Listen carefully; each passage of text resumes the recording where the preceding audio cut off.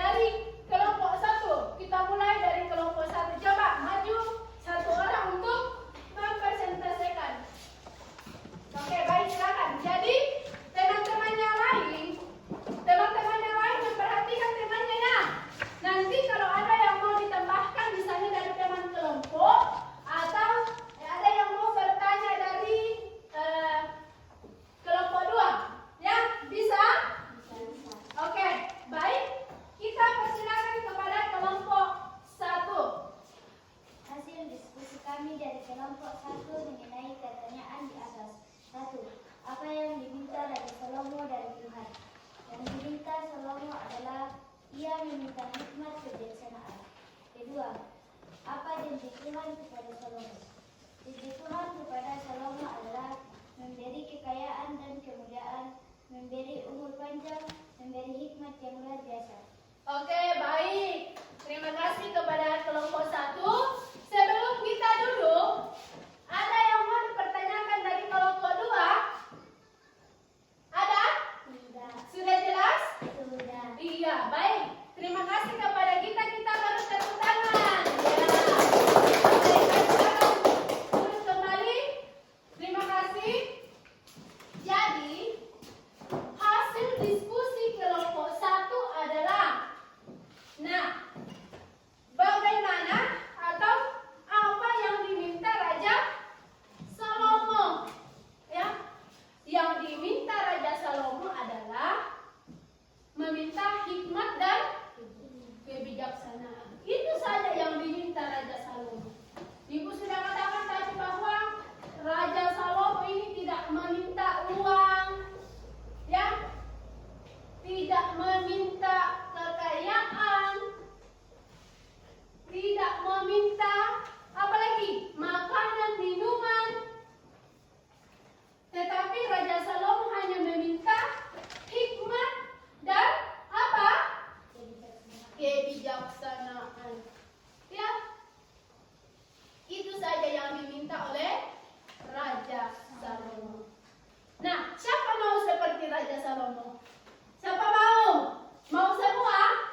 Mau. Tentu anak-anakku sekalian, kita harus melihat sikap Salomo.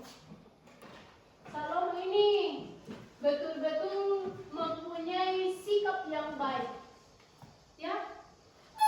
Selalu menilai atau melihat mana yang baik dan mana yang jahat. Itu pertanyaan pertama dari kelompok 1. Yang kedua, apa janji Tuhan kepada Salomo?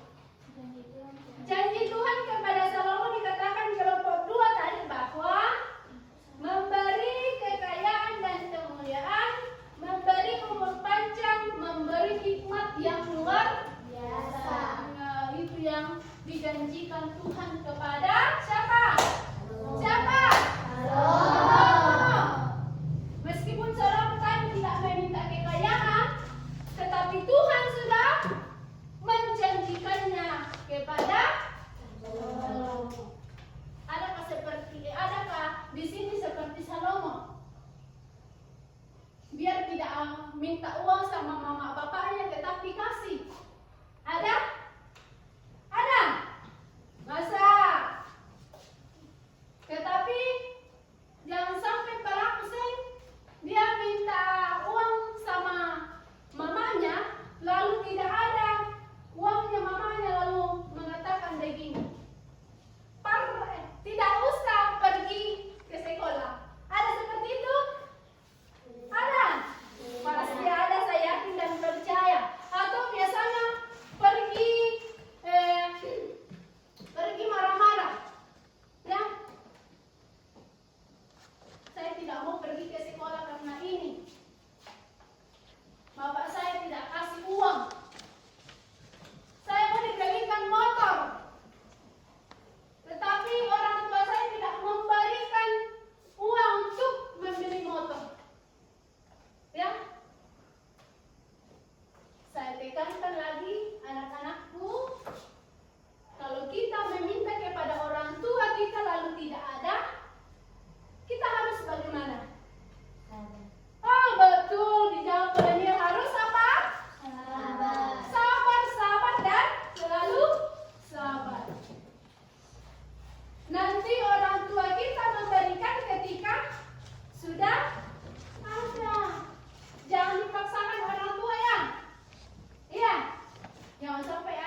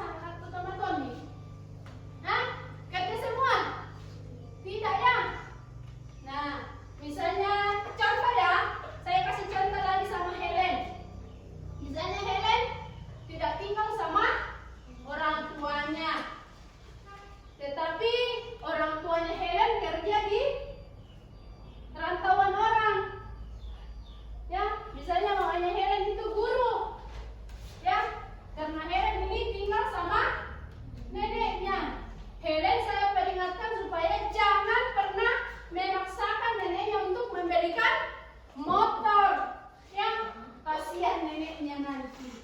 Ya. Kecuali kalau Helen telepon mamanya, mama saya mau beli buku, mama saya mau beli baju sekolah, mama saya mau beli sepatu, tapi saya mau ambil uang dari mana karena nenek saya sudah tua. Begitu baru bagus ya. Contoh saya ya, misalnya Auren di rumah itu sering marah-marah karena tidak dikasih uang. Ya, saya tidak mau kerja ini. Nah, orang tua kita itu memang sudah mencarikan nafkah setiap harinya, tetapi tidak mungkin pada saat ini kita meminta langsung dikasih. Kita harus sabar. Ya. Nah, itu contoh yang saya kasih satu. Yang kedua, berkaitan dengan pembelajaran kita pada hari ini. Ya. Di mana di situ ada cinta kasih sesama. Cinta kasih kepada orang tua kita. Terlebih kepada siapa? Tuhan. Ya. Nah, itu diskusi kelompok satu. Sekarang kita persilakan kelompok 2. Oke, baik. Silakan. Kelompok 2 silakan maju untuk mempresentasikan hasil diskusinya. Silakan, Bu Den. Hasil diskusi kami dari kelompok 2 mengenai pertanyaan di atas. Apa yang Raja Salomo lakukan setelah bermimpi bertemu dengan Tuhan di Gibeon? Yang Salomo lakukan setelah bertemu dengan Tuhan di Gibeon adalah kembali ke Yerusalem, berdiri di depan tabut perjanjian Tuhan, mempersembahkan korban bakaran dan korban keselamatan. Bagaimana cara Salomo menentukan ibu yang sesungguhnya dari bayi yang hidup tersebut? Cara Salomo menentukan ibu yang sesungguhnya dari bayi yang hidup tersebut adalah ketika dua perempuan memperebutkan satu bayi dan mengaku sebagai ibunya. Raja Salomo berkata, "Belalah bayi ini, hidup itu menjadi dua dan berikan separuh kepada masing-masing perempuan." Jadi cara Salomo menentukan ibu yang sesungguhnya adalah dengan melihat siapa yang benar-benar memiliki kasih dan belas kasih seorang ibu sejati terhadap anaknya. Oke, baik. Tepuk tangan untuk kelompok 2 yang telah memberikan hasil diskusinya pada hari ini. Kita berikan tepuk tangan. Sebelum udah duduk, ada yang mau bertanya di kelompok 1? Tidak ada? Jelas semua? Oke, baik. Silakan duduk, Oren. Nah, pertanyaan tadi dari kelompok 2. Apa yang Raja Salomo lakukan setelah mimpi bertemu dengan Tuhan di Gibeon? Nah, apa yang Gibeon lakukan? Kembali ke Yerusalem, berdiri di depan tabut perjanjian Tuhan, mempersembahkan korban bakaran dan korban keselamatan. Nah, bayangkan, ketika Salomo bertemu dengan Tuhan, maka Salomo ini mempersembahkan korban bakaran dan korban keselamatan. Ya, nah, korban bakaran yang dipersembahkan Raja Salomo adalah dia pergi mengambil seekor kambing untuk dipersembahkan di bait Allah. Ya, dia selalu setia kepada janji Tuhan. Ya, dia selalu melakukan kebaikan yang dijanjikan Tuhan kepada Salomo. Ya. Nah, di situ ada lagi muncul bahwa Salomo ini selalu berbagi kasih dengan siapa? Sesamanya. Ya.